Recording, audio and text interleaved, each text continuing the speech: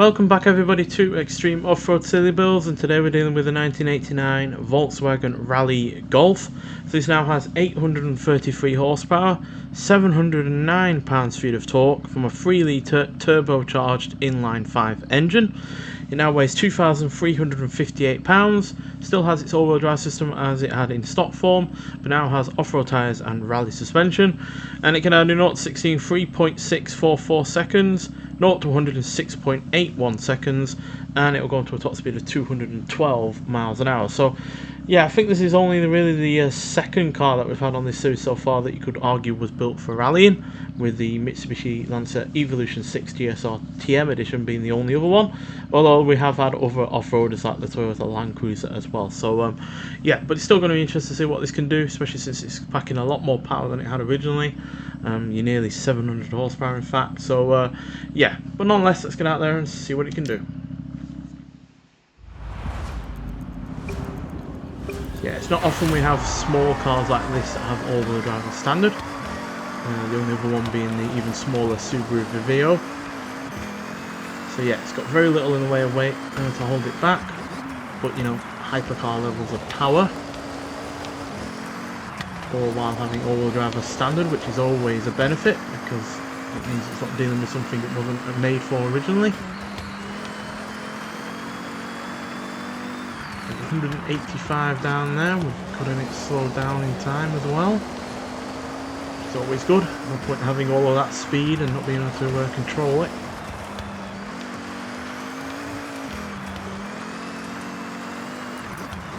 This feels very smooth, very well balanced, quite neutral in that regard.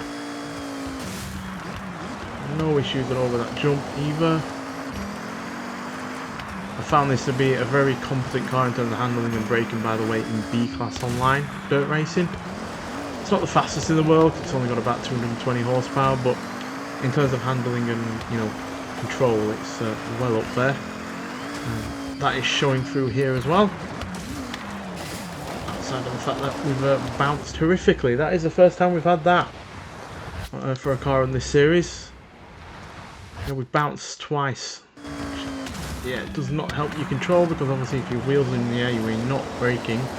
We have no parachutes on this car, so yeah, that's the first time that has occurred, but it could well just be because we were going so fast and we aren't all weighing in and all that much either, so we can probably get thrown around quite easily.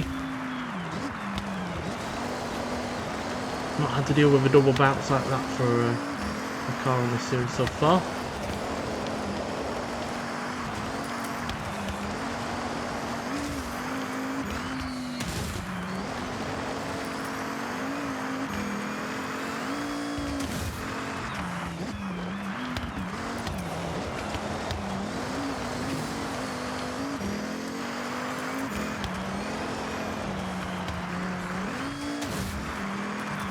No massive bouts of understeer either, which is a surprise given those front wheels were certainly not meant to be dealing with so much power.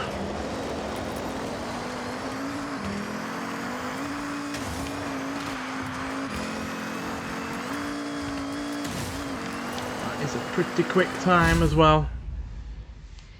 In fact, that is our second fastest time at 2 minutes 23.344 seconds. And it's only just over 2 seconds behind the Mazda Furai, which is still leading the leaderboard. But yeah, this beats that Mitsubishi Lancer I talked about earlier by more than a second, while also beating the GR-GT prototype by nearly 2 seconds, and beating the previous car in this series, the Honda City E2, by more than 7 seconds. So yeah, overall, really impressive car. Outside of that double bounce, there was very minimal other issues to have with this car at all. Very neutral in terms of its handling, didn't have too much understeer or oversteer, was getting up to plenty rates of speed. We were doing 185 at one point, and yet we were still able to brake for the corner that was coming up. So yeah, really good balance in terms of the braking and speed as well. And yeah, just a really rather fun car to drive. No real issues majorly outside of that double bounce. So yeah, very impressive car, and one that is currently part of the festival playlist. So get out there and get it, or if you haven't already, it is well worth buying, or you know, working towards to get the points for it.